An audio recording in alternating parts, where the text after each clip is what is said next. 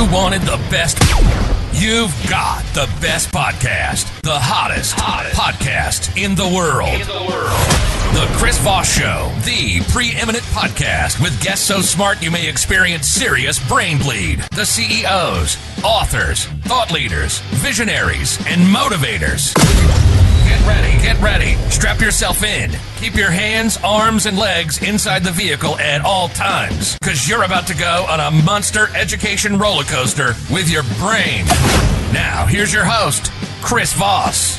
Hi, folks. It's Voss here from the ChrisVossShow.com, the ChrisVossShow.com. Welcome to the big show, my family and friends. We certainly appreciate you guys coming by. Thanks for being here. I don't know why the audience, they took a while to clap there. What was that about? Have a seat, folks. Welcome to the big show, the big circus tent in the sky. We're going to be talking about some interesting stuff here that's going to blow your mind, and you're going to learn a lot of stuff. We've had many authors on the show that have talked about the Supreme Court. We have a super ultra professional on the show who has much insight and has written a major tome on the book. It just came out, or on the court, I should say. It just came out June 6, 2023. The Supermajority, How the Supreme Court Divided America. You might have heard the Supreme Court thing. Some people call them the SCOTUS. I don't know what that means, but you can figure it out. So we'll be talking to him about his book. In the meantime, refer the show to your family, friends, and relatives. Go to goodreads.com/Chris Voss, youtube.com/Chris Voss, linkedin.com/Chris Voss, and TikTok. We're trying to be cool there, but it's not working because we're old. Check that out, Chris Voss 1. Also, we'll have CNN's upcoming Jake Tapper will be on the show to talk about his novel, I think next month. The gentleman who joins us today is Michael Waldman. He is the president and CEO of the Brennan Center for Justice at New York University Law, NYU Law, a nonpartisan law and policy institute. He's an expert in the Constitution and the courts. He served as the president he served on President Biden's commission on the Supreme Court. He's the author of The Fight to Vote and the Second Amendment, a biography. He was director of speechwriting during the Clinton administration, and he comments widely in the media. He can do both, I suppose, on law and policy. Welcome to the show, Michael. How are you? Great to be with you. Great to have you as well, sir. Give us your .coms, wherever you want people to find you on the interwebs. Well, the best way to find me is through the website of my organization, the Brennan Center. It's brennancenter.org. I am also on Twitter at M.A. Waldman and other places like that. And while I don't do TikTok, someone put me on recently. I didn't dance, and I think I did okay, but I don't know that it's my future. There you go. Well, give it some time. I think we're all dancing monkeys. What is it Shakespeare that said we're all dancing monkeys? That comes down to it, or something. All the world's a stage, or something. That is certainly on some corners of social media. That's definitely true. There you go. So, sir, what motivated you want to write this latest book?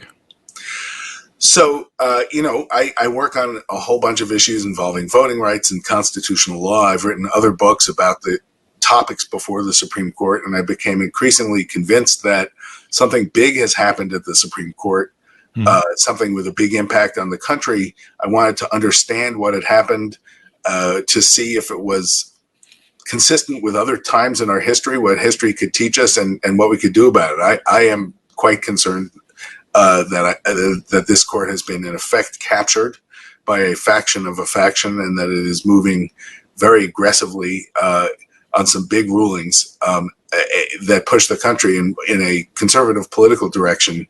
The book focuses especially on last year's term, which was the first full term of the supermajority of 6 justices. When they made really big rulings in the last few days of June, where they, as folks probably know, they had the Dobbs ruling, which reversed Roe v. Wade on abortion rights, the Bruen case, which was by far the most sweeping Second Amendment ruling in the country's history, and a case called West Virginia versus EPA, which really began to significantly curb the ability of regulatory agencies to act on things like the environment. Yeah. And the Supreme Court's a pretty important institution. I think we all know that. It's pretty unusual to have 9 unelected people with lifetime appointments making such big decisions. So I wanted to tell that story. There you go. Now, just for context and fairness, we reached out to Judge Alito and Clarence Thomas to come debate you on the show, but we had to pay tickets to fly out some billionaires' boats. So I don't know Can't what that's afford about.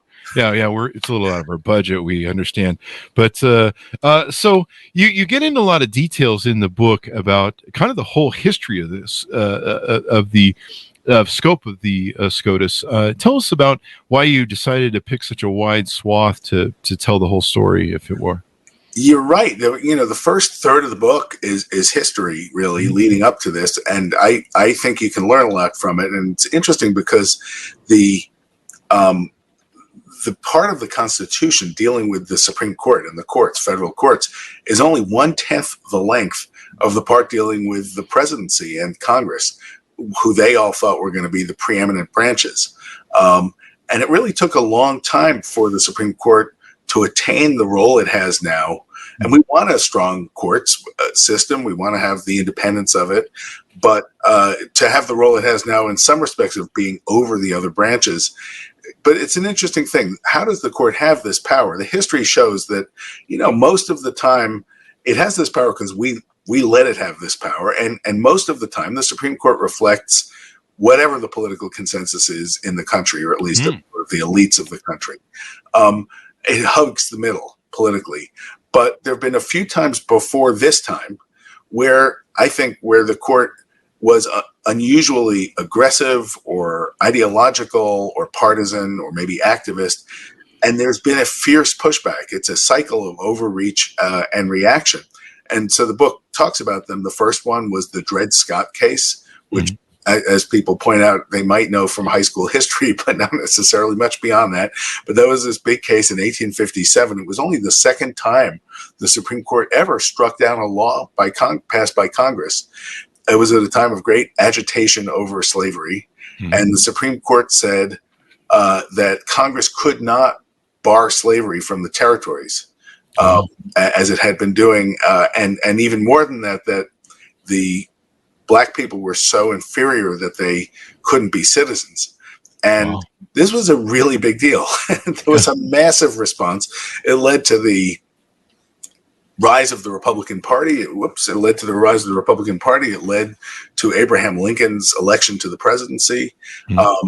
And ultimately to the Civil War, and it was very political, the response. It's also worth noting, because there's a lot of interesting backstory to all of these things.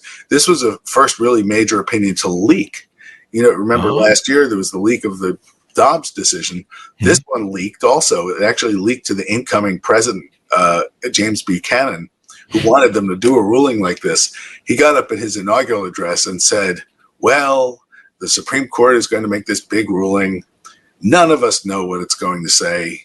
Let's all just agree that whatever it says, we'll go along with it, right?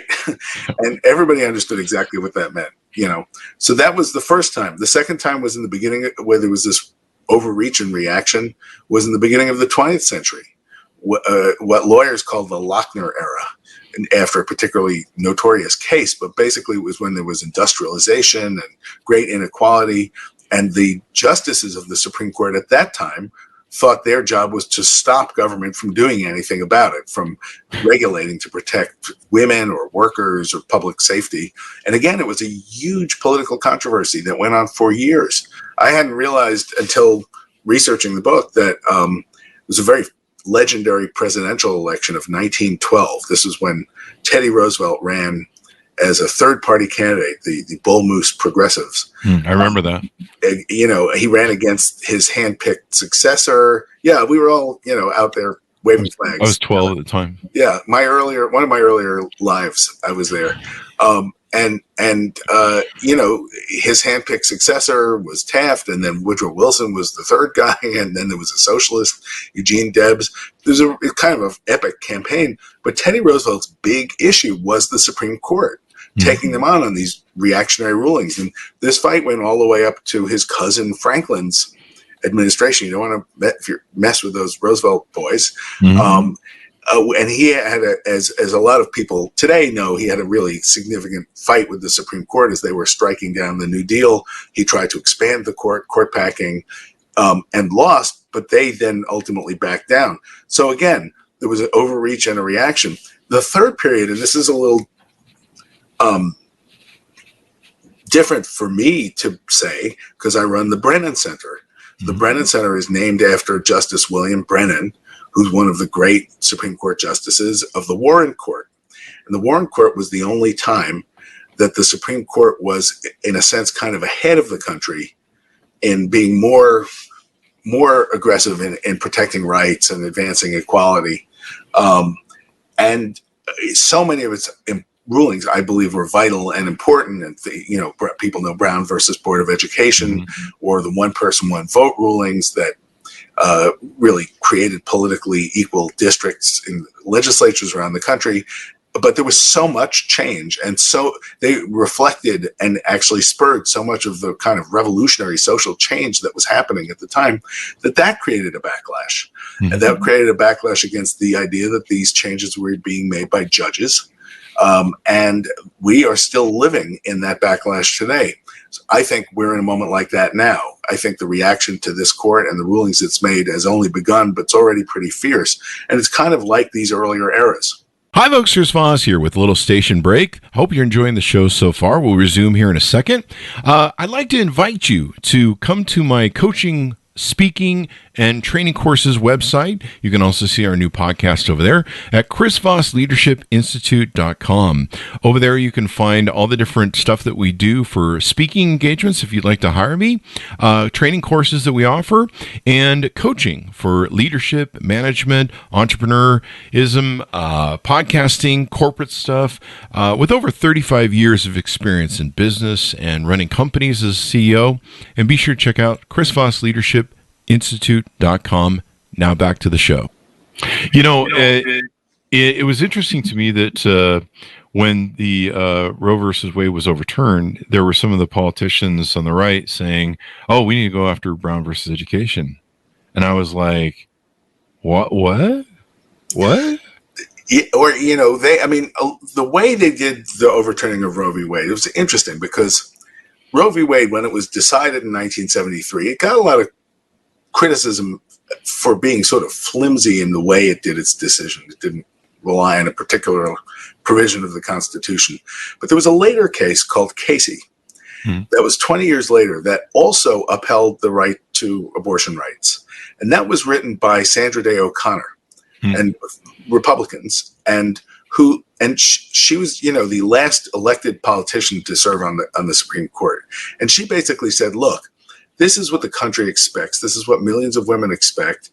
And there's other bases for doing this than what we've said before. But this is the settled law. And that's what I think a lot of people really thought and what a lot of people really expected. When they did this ruling in Dobbs, they did it in a way that put at risk a lot of other rulings that also relied on the right to privacy as found in the Constitution. And there's nothing written in the Constitution that says you have a right to privacy. There's also nothing written in the Constitution that says there is federalism, or there are lots of things we draw out of the text without saying it explicitly. But, everything from the right to contraception, the right to same-sex relations, the same-sex marriage, and other things like that were really put at risk with the way they did the Dobbs case. The justices were very proud of the ones who voted for this were sort of very proud of themselves for their courage in taking this stuff on. And a lot of them actually pointed to Brown versus Board of Education as the right kind of judicial activism. They sort of say, well, you didn't mind it when that happened. So these cases kind of get trotted out on stage as like the heroes or villains in a melodrama. You're supposed to boo or hiss at the right moment. And maybe that's the intent of what they put forth in that Dodd decision, is to try to untie all those things. Because I saw the same politicians saying the same thing. Maybe we need to unwind, equal marriage or right.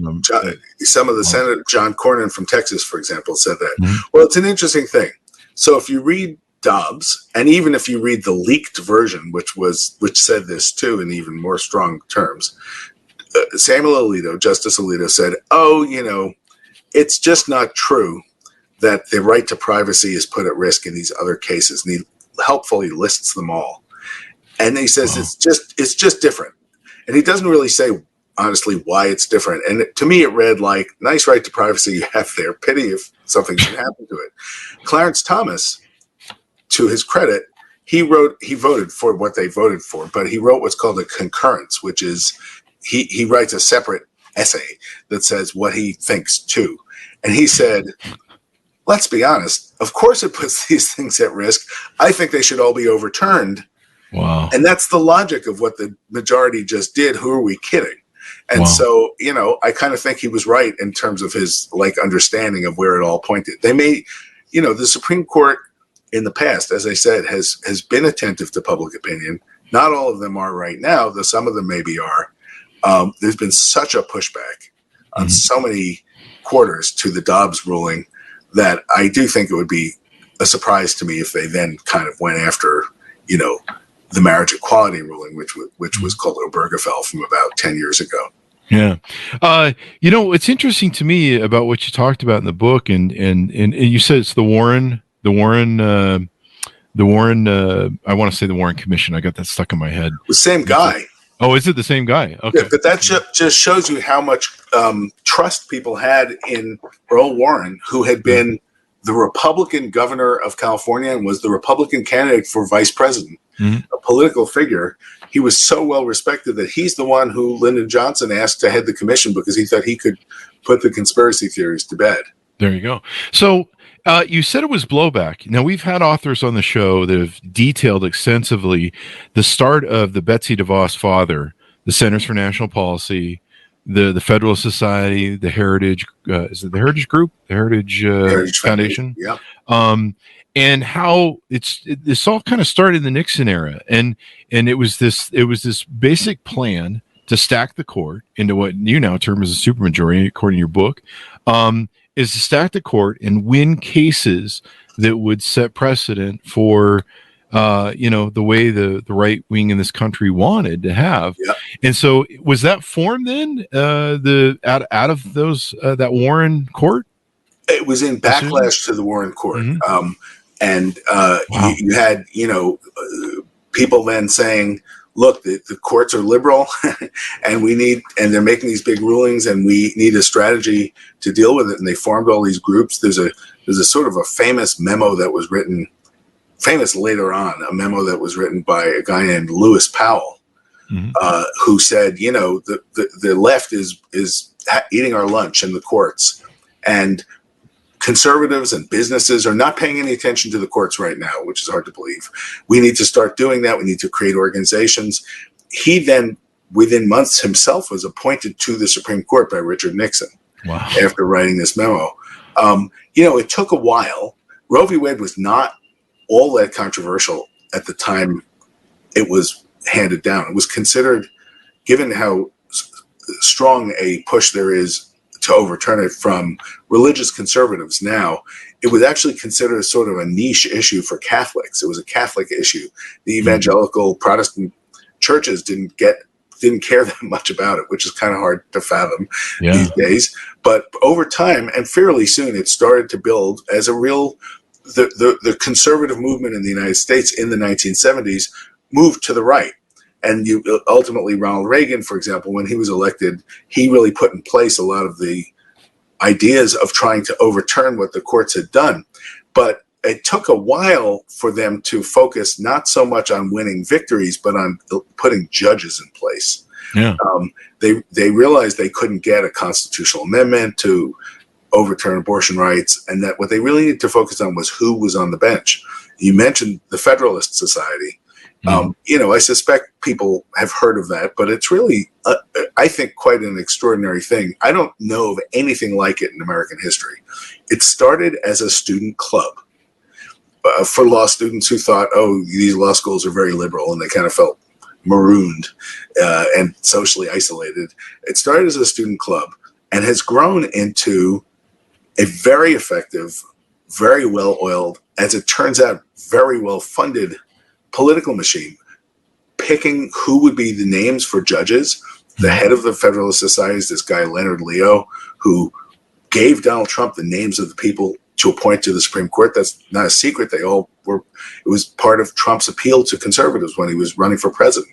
So he said, don't worry, I'll let them tell me who to pick. They run tens of millions of dollars of ads for these nominees.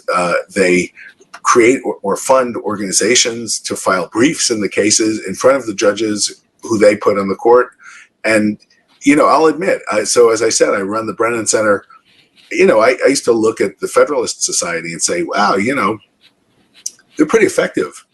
And interestingly, they don't seem to have that much money.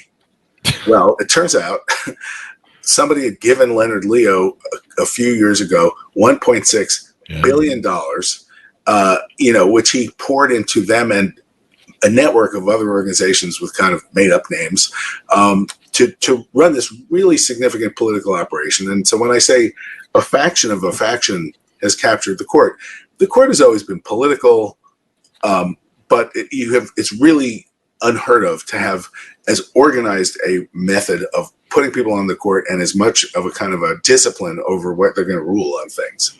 There you go. That's interesting because that really ties the whole thing together. I mean, imagine part of the going after the liberal decisions of the Warren Court, was part of the whole Nixon and the Southern strategy, raising money. It was the big flip between the unions funding the Republicans, flipping to the Democrats, and the Republicans had to go, hey, we got to get some money from somewhere. Well, and there's a story that I've told in other books, and certainly many people have talked about.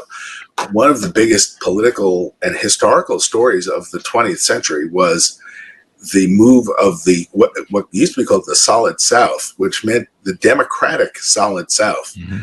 the support for Democratic members of Congress and presidents from southern states, who are, of course, now the most conservative states and not solidly Democratic by any means. And there's a famous story that I believe is true because the person involved has written about it, that the night he signed the Civil Rights Act of 1964, Lyndon Johnson said to his aide, Bill Moyers, who found him in bed and he was sort of morose, he said, I think we've just given the South to the Republicans for a generation. He was only off by a few generations. But so the migration of the white Southern segregationists eventually to the Republican Party in a lockstep way was a pretty big political story. It was called it was well before Trump. It was well before Reagan. It was called, as you said, the Southern Strategy, Richard Nixon. And part of that was who he appointed to the Supreme Court. Wow. He had a Democratic Senate, and the Democratic Senate under Nixon, because there have been these fights over nominations before now. Didn't start last week. The Democratic Senate rejected two of Nixon's nominees. And after the first one that got rejected, Nixon said to his aide, John Ehrlichman, he said, get me someone more conservative and someone further to the South.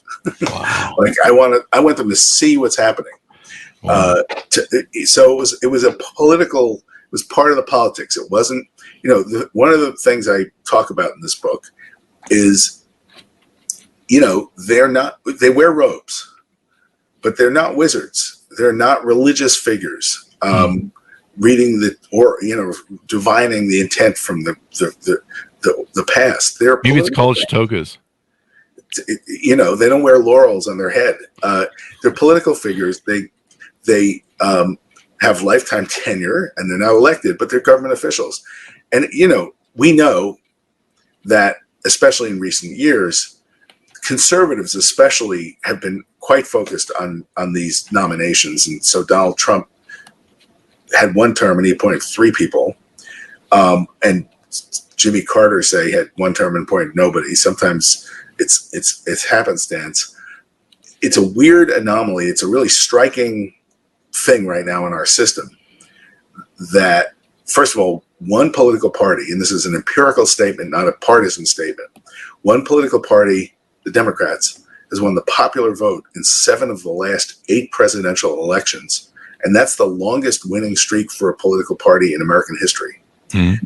And the other political party has appointed 6 of the 9 justices. Wow. And the last time a Democratic president, the Democrats and Republicans have sort of split control of the White House kind of more or less evenly over the last half century. The last time a Democratic appointed president had appointed a majority of the U.S. Supreme Court was 1970. Jesus. So, this is baked in some ways. Some of it is strategy. Some of it is just luck. But the country's headed in one direction and the court is going sharply in another direction.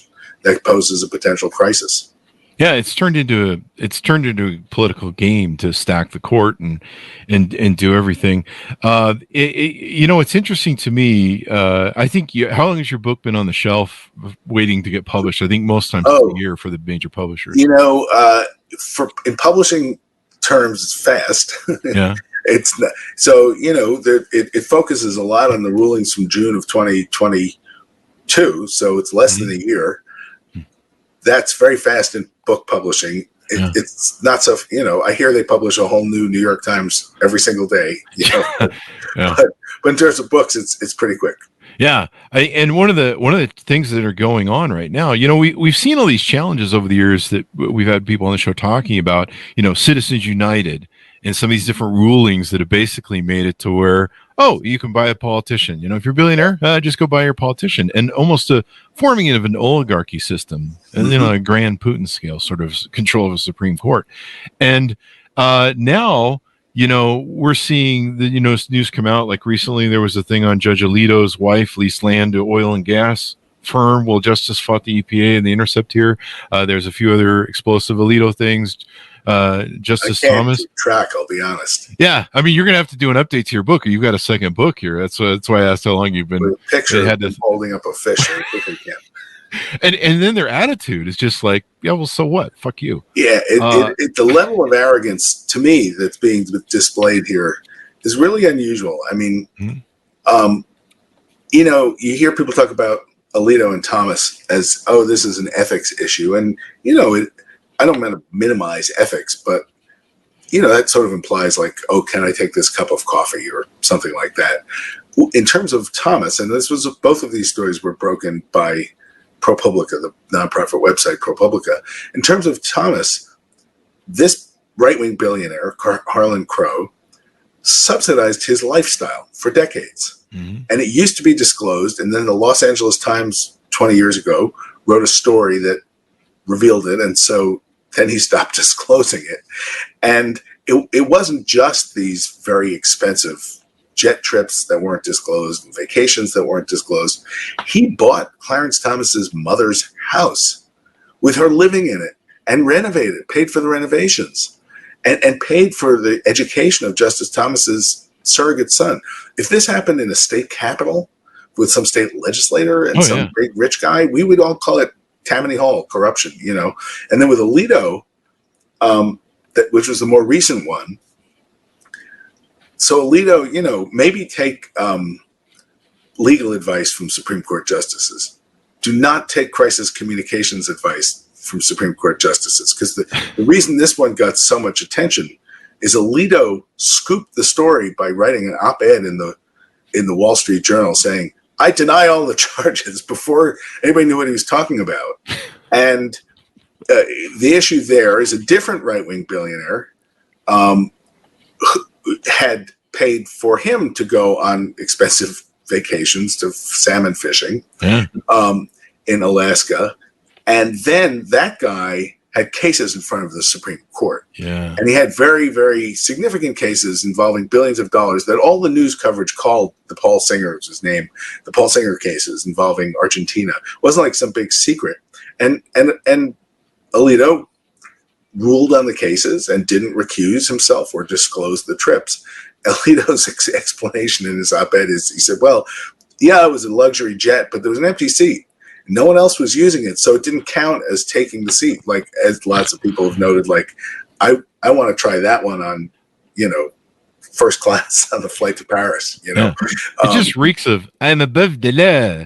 Yeah, it's this world of chummy privilege that, do I think Clarence Thomas was some big left winger until he went on his jet trip? No, but it's a world of assumed wealth and privilege, and the ones through line with both these stories is this guy Leonard Leo.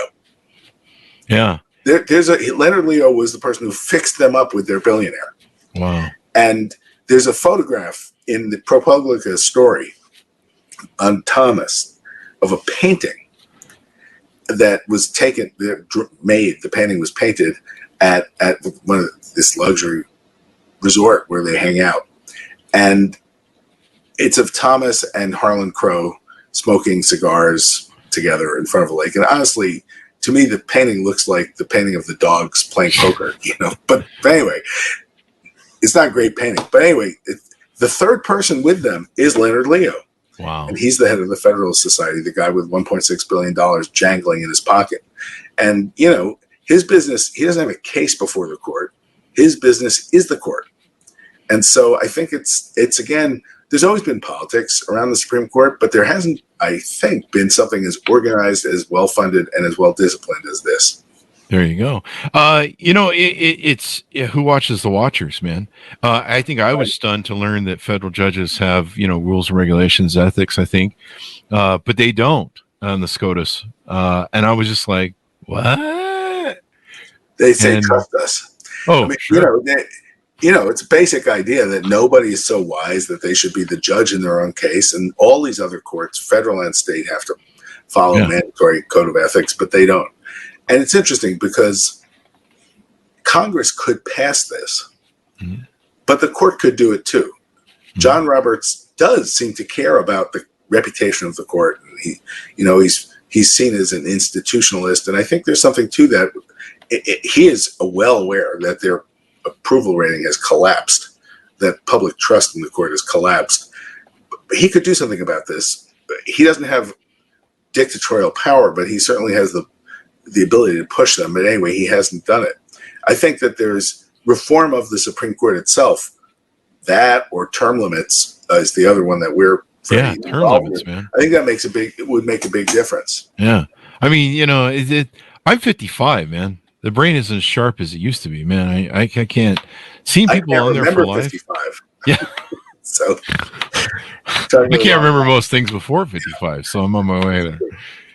So you said on the thing with President Biden to kind of try and figure out if there's a way to fix some of these court issues, maybe expand the courts. How can we get President Biden to go full Dark Brandon and fix this shit? That's really interesting. So you're right. He has not been very gung-ho about making a big issue out of this. Mm-hmm. He knows a lot about it. I mean, he was chairman of the Senate Judiciary Committee for years and years and years. He knows more about the courts in that way than most politicians do. He knows about getting Clarence Thomas on. Well, he got Clarence Thomas on, but what he would say, I bet, is that he blocked Robert Bork from being on 4 years before that. And that was the first really big modern, big battle over a Supreme Court nomination. And they blocked Bork because he was too extreme on his judicial views. Part of it was the Nixon thing, too, wasn't it? Did he back up Bork Nixon? had been the one who fired Archibald Cox in the Saturday Night Massacre. Yeah. And as I write in the book, paced around his office at that time saying, this is going to ruin my chance of career advancement, but I guess I have no choice. I guess he was right in the end about what it was going to do to him. But Biden did not forcefully speak out about the court after Dobbs, Bruin, and these other cases. He has not taken this on. My friend Jeff Schessel, who's a wonderful writer who wrote a book about Roosevelt's court packing fight, wrote an article in the New York Times last year saying, why isn't he speaking out? He did do this commission.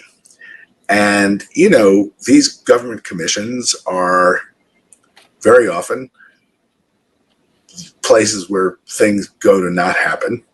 And we were actually instructed at the outset not to reach conclusions. We were publicly instructed. And we didn't. The government agency that works, as it's supposed to. Having said that, it was an interesting thing. We heard from dozens of public witnesses from left and right.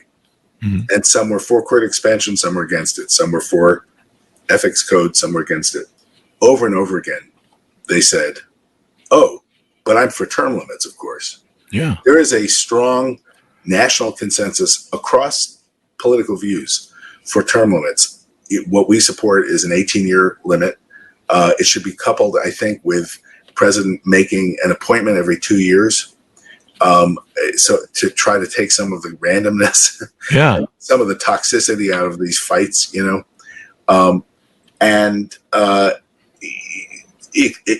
every state Supreme Court but one has a term limit or an age requirement to be Chief Justice, for example. As I say, it's very popular. You could do it for sure by a constitutional amendment. We think you could do it with a statute also.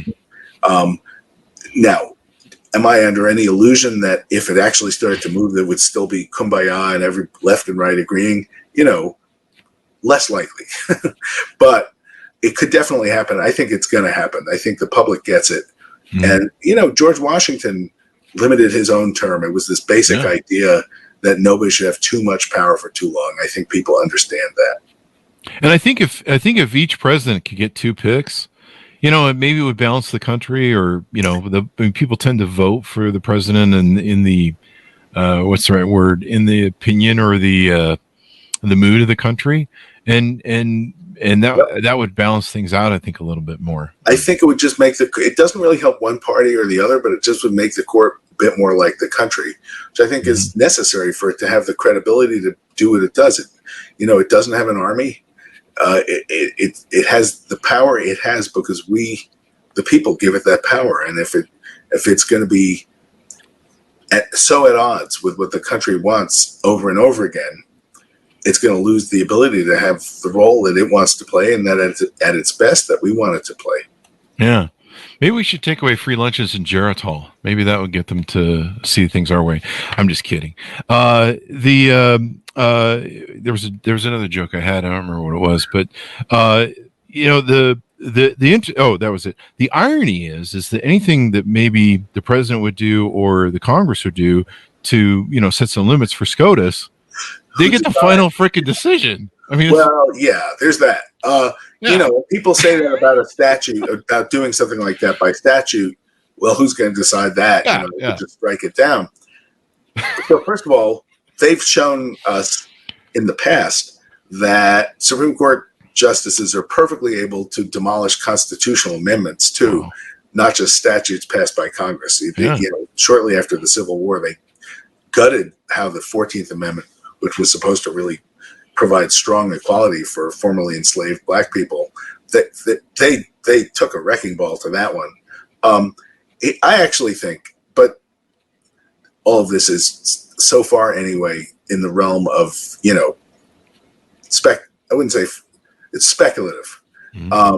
If the public voted for Congress and Congress somehow passed a term limits law, for example, and then the Supreme Court said, "Oh, that's unconstitutional. You can't do that." Public would be pretty mad. I think you'd get a constitutional amendment pretty quickly. Yeah, it would just be an affront to people's democratic rights. And maybe that's what's finally happening. The Dodds decision has kind of awoken everybody, especially women, up to what? Hey, people have been stacking the court for 40 years, and it finally worked. And the Republicans are like, "Oh shit, our dog just finally caught the car." Whoa! They were pushing for this thing for decades. They were always one vote short. I always thought that was quite a coincidence that they never could quite get it done, which made me think, well, at least some of them don't actually want to get it done. Yeah. But this group, and it makes a difference that it's 6, not 5 conservatives, because they could lose a vote, as they did with John Roberts, and they still, pass it. They still voted through. It has. There was a backlash after Citizens United, which demolished the campaign finance laws in the United States, but nothing like this. You can see it in meaningful ways in the poll results. Typically, whoever the president is, their party loses ground, does badly in a midterm election. Democrats, and Biden talked a lot about Dobbs and democracy as the big issues in this race in 2022 in the midterms. They had the best midterm election in decades for a party in power. You see in ballot initiatives all over the country, even in very conservative states. And the thing that really struck me was in Wisconsin. They had in April, they elect state Supreme Court justices in Wisconsin, and most of the country elects justices on their state Supreme Court. Not everywhere, but Wisconsin does, and it's a very evenly divided state. Voters are evenly divided. The legislature is not so even because of gerrymandering, but voters are pretty evenly divided, including for these judicial races. And they went from basically an even split to an 11-point win for the more liberal candidate. And that, political scientists will tell you, just doesn't happen. Yeah. To have a swing like that, it's very unusual, and it's the kind of thing that if it were replicated, if it were to happen across the board or in other states, that's an earthquake. Yeah. So I think there's a really significant backlash on Dobbs. It does not seem to me to be going away. Yeah. You know, a lot of the Supreme Court said, oh, you know, we're just sending this off to the states for the democratic process to work its way in the states. And there was all kinds of problems with that, including the fact that a number of the states had laws on the books going back to the 1800s. It's not like they were debating things now. They just resuscitated old laws, or they're states with voting restrictions or other flimsy democracies. But now you're starting in the Republican presidential primaries to see candidates saying, oh, we want a national ban, a national law on abortion. Wow. So much for the states. Yeah. And this is going to continue to keep it front and center as a public issue, you know, into 2024. It's going to be a big, big issue. The whole Supreme Court is, I think. Yeah, it's interesting to me. I think Chris Christie, I've been seeing do it, and the coded strategy seems to be, he's like, well, we want the states to make the decisions, and then Chris Christie, I think, just came out and said, well, if enough of the states vote against abortion, then we can make it a national consensus. So they're going to build it just like legalized marriage and all those. Right, and you know what? It's an interesting thing of Roe v. Wade when it was put out in 1973, states had begun to legalize abortion. Mm-hmm. New York just had, California, but there were still most states that had not. Marriage equality was different. The strategy was learning some of the lessons. By the time the Supreme Court issued its ruling in Obergefell, which was the name of that case, lots and lots of states had passed same-sex marriage. And the country, in the polls, it was about, I believe, I think it was something like close to 60% support for same-sex marriage the day of the ruling, and now it's about 70%. In other words, the country ratified it before the court did, and it didn't feel to people like it was an illegitimate ruling. It was kind of a reflection of the public consensus. So I still think I'd be still quite surprised if that one was on the chopping block, but of course, anything is possible with this crowd. Welcome to America. So, Michael, it's been wonderful to have you on. We could probably talk for hours about this, but I know you got to go. And I suppose this book is really insightful for people who want to learn what's going on and maybe vote the conscience of their mind and try and affect, the future of what's going on in our country from a personalized level in voting. I think that the key answer, when you look at history and you look at today, if people vote on this, if they ask politicians their views on this, if they say Joe Biden or any of the others speak up, if they pass constitutional amendments, if they urge Congress to pass legislation, if they're in the streets and making their voices heard, that's ultimately how to rein in an out-of-control Supreme Court. There's plenty of precedent for it. It seems to be happening now, and I hope this book helps lead the way. There you go. And I think more shoes are going to drop on the Alito thing. Thank you very much, Michael, Michael Alito and Clarence and all the other folks. I maybe everyone gets dropped in. I don't think that, I think there's lots of the justices, lots of the judges who don't do this. I think this is this world of back scratching that we're learning about that probably is making the rest of them pretty unhappy.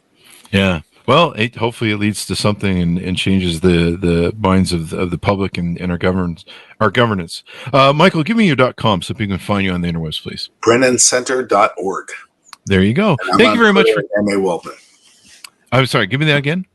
M.A. Waldman on Twitter. There you go. M.A. Waldman on Twitter. Thank you very much for coming on the show. This has been very insightful. My pleasure. Thanks for having me. There you go. Thanks so much for tuning in. Go to goodreads.com/Chris Voss, youtube.com/Chris Voss, linkedin.com/Chris Voss. Be good to each other. Stay safe. We'll see you guys next time. And that should have us out, Michael.